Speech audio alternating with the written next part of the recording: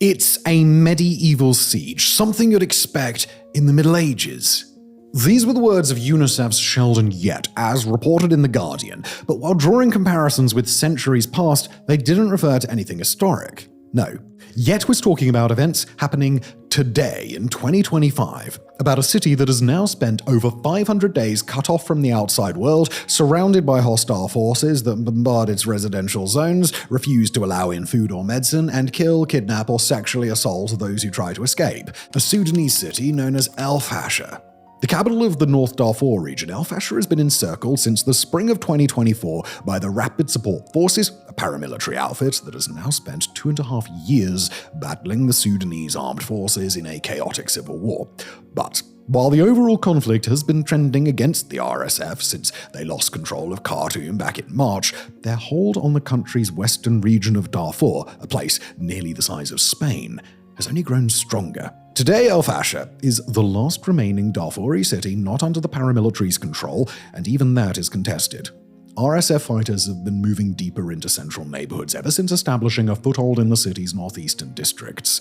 While the SAF's 6th Division still maintains a presence, it is one that is shrinking. Middle East Eye recently quoted military sources saying the SAF control a mere 10 square kilometers around the airport. The Sudan War Monitor claims RSF fighters are within just a few hundred meters of the 6th Division's headquarters, separated in some places by only a minefield.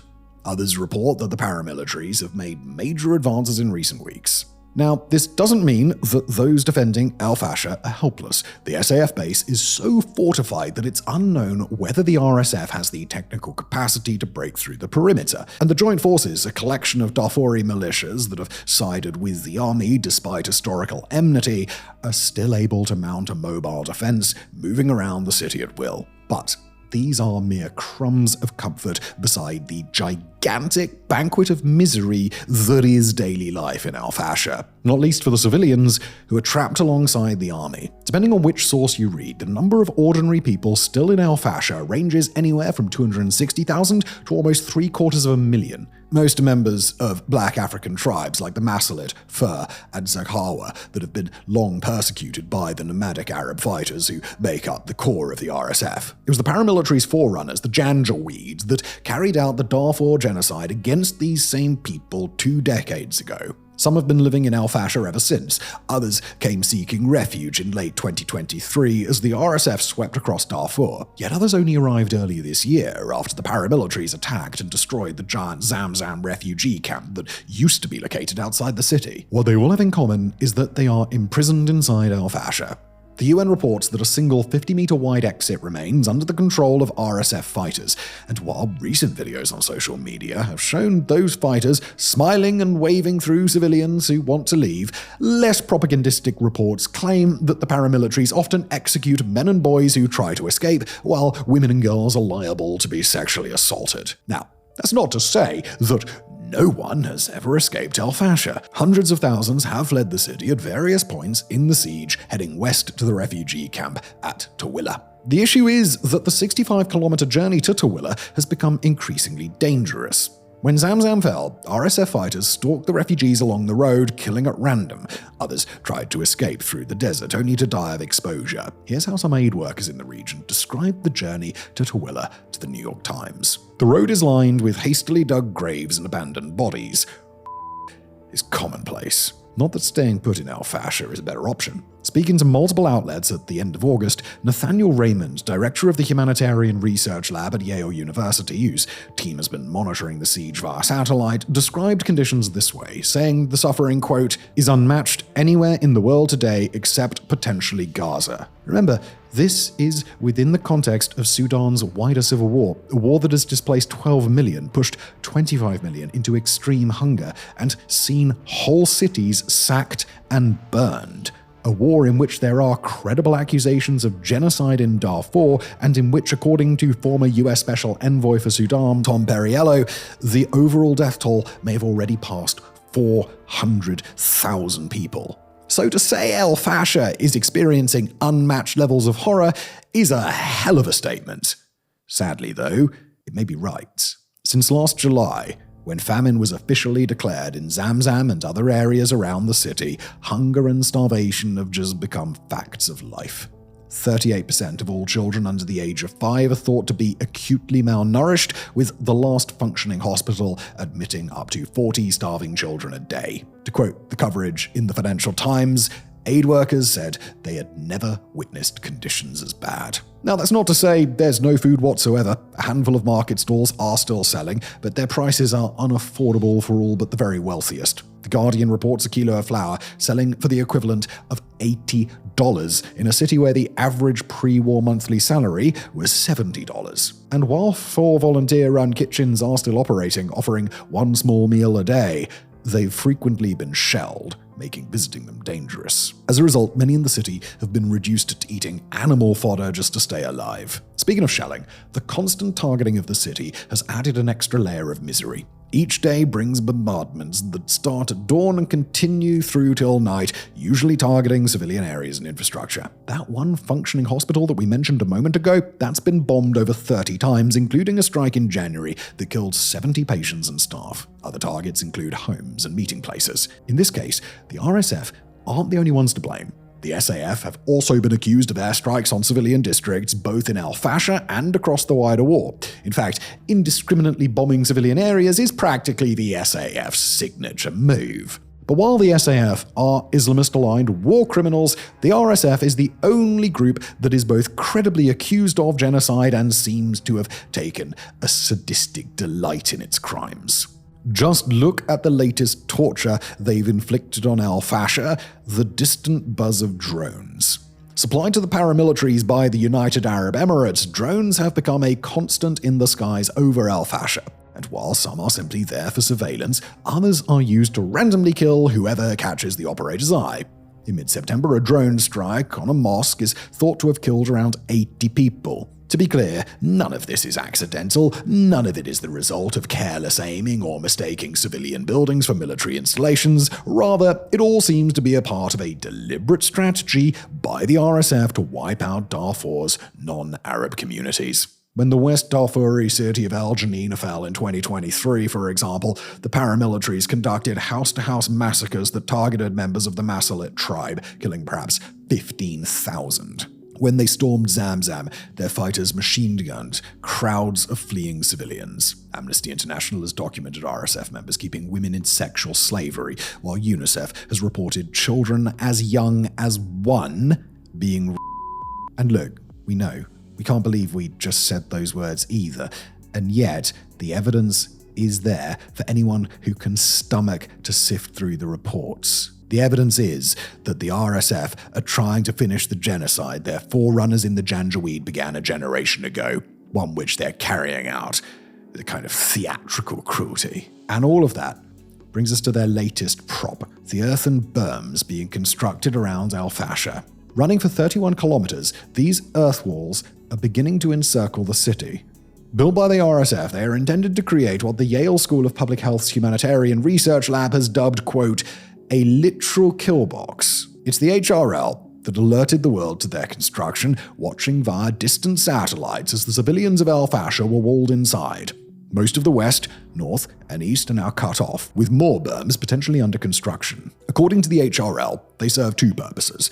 1, they make it even harder for food or medicine to be smuggled into the city or people to be smuggled out. And 2, they prepare the RSF for what could become one of the worst massacres in modern military history. To quote the report, in the event of mass civilian exodus, including scaling the berms in desperation, RSF can easily kill civilians. Now at this stage, you may be wondering something along the lines of, if this situation is as bad as it sounds, why isn't anyone doing anything about it? And the answer will be depressingly familiar for anyone who even vaguely follows Sudan's conflict. Politics has gotten in the way. Specifically, the beliefs of outside actors that their goals on the global stage are not helped by saving Sudanese lives. On the UN Security Council, for example, Russia has sworn to veto a proposed UK resolution on the situation in El-Fasher, not because Moscow has any vested interest in the RSF taking the city. After switching sides a year ago, the Kremlin now mostly backs the SAF, but because blocking anything the UK, France, or the US proposes has become standard Russian practice since its invasion of Ukraine. Then there's the role of the United Arab Emirates. Although Abu Dhabi denies it, multiple reports by official bodies and investigations by dedicated journalists have demonstrated that the UAE is clandestinely funneling weapons to the RSF. The reasons why are complicated, and we've covered them elsewhere, but the TLDR version is that the UAE perceives itself to be in a great game for influence in Africa, where ceding ground would gift rivals like Iran a dangerous advantage. Just as the US once funded unsavory characters in Latin America to keep communism at bay, the UAE today arms the RSF for its own wider geopolitical ambitions. The innocent people of El-Fasher apparently be damned. Now, all of this isn't to say that no one is working behind the scenes to try and help. The US have been pressing Abu Dhabi to rein the RSF in a little, at least long enough to allow aid into the starving city. And this pressure may have worked. President Trump's top Africa envoy, Masad Boulos, told the Financial Times on September the 26th that an agreement had been reached to allow a food convoy in. According to subsequent reporting in the New York Times, it will comprise, quote, about 45 UN trucks and could set out as soon as next Monday, October the 6th. If true, that will be the first bit of good news El-Fasher has had in over 500 days.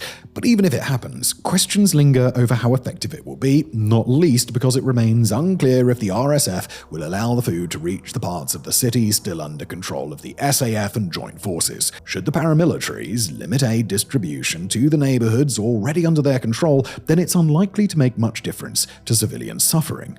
Thankfully, there may be other avenues opening up for aid delivery. During the first year of the siege, the SAF would often airdrop supplies from its Antonov aircraft, both weapons for the encircled 6th Division, but also food. These airdrops halted in April 2025 after the RSF acquired surface-to-air missiles and anti-aircraft guns. But then, on the 29th of September, the SAF pulled off another successful airdrop. As open-source intelligence analyst Rich Ted noted on X, this may suggest the SAF has either neutralized RSF air defenses in the area or is confident they have been redeployed beyond range. If true, that would mean El-Fasher is no longer quite as isolated as before. Should additional airdrops be reported, it could indicate that the food situation will soon improve. But even if the SAF's air corridor has been reopened, that doesn't mean that the city is safe. For the RSF, the capture of El-Fasher has become their key strategic goal. The BBC notes that taking the city would ease their access to southern Libya, allowing more fuel and weapons to flow in. It would also act as a good base for launching attacks eastward into the Kordofan regions, where the paramilitaries are currently trying to blunt an SAF advance. More to the point, the fall of El-Fasher would mean the whole of Darfur now belonged to the RSF. Given the paramilitaries already announced a parallel government, this would increase the likelihood of Sudan being partitioned along an east-west axis. The only question then is how likely this is to happen. How likely is it that we're now witnessing the final stages of the siege of El-Fasher, and what could happen next? Well, the cavalry are certainly trying to get there before it falls. Ever since the SAF retook the capital, Khartoum, their forces and their allies have been attempting to drive west into Darfur. When the town of Bara in North Kordofan was liberated in mid-September, spokespeople from the Joint Forces and the Justice and Equality Movement claimed it as a necessary step towards the liberation of El-Fasher. Yet even though the SAF and its allies are advancing west, they are still a long way from the besieged city. Their last breakthrough in late September was to Samema. Even following the most direct route along the main road, that means they're still over 500 kilometers from El-Fasher. Meanwhile, US officials are anonymously briefing that the city could fall in weeks or even days. If that happens, we should probably expect a massacre. Speaking to one of the last remaining doctors, the New York Times asked what would happen if the RSF overran the city. His response was both blunt and chilling, and we'll quote it here. They will kill everyone. The Guardian, meanwhile, reported that, quote, intelligence assessments indicate that the RSF is bent on ethnic cleansing should El-Fasher fall. Model scenarios forecast thousands will be massacred. Meanwhile, there are already signs that those remaining in El-Fasher might be reaching the limit of human endurance. Speaking to Middle East Eye, Nathaniel Raymond of Yale's Humanitarian Research Lab explained how things appeared through satellite imagery. Quote, we have been watching civilian patterns of life in specific areas of El-Fasher for weeks now, and the signals of civilian movement are growing less and less. While one possibility is the civilians are deeper into hiding, now spending all their time in underground bomb shelters, the other possibility is that there are fewer signals simply because there are fewer people. that so many have already died that only a minority are left. Either way, it's clear that the events in El-Fasher are approaching some sort of climax. After 18 months of siege, the city likely cannot hold on much longer, and when it finally falls, there's no telling what might happen. As horrific as Sudan's war has been, it may be that the bloodiest chapter is yet to be written. Thank you for watching.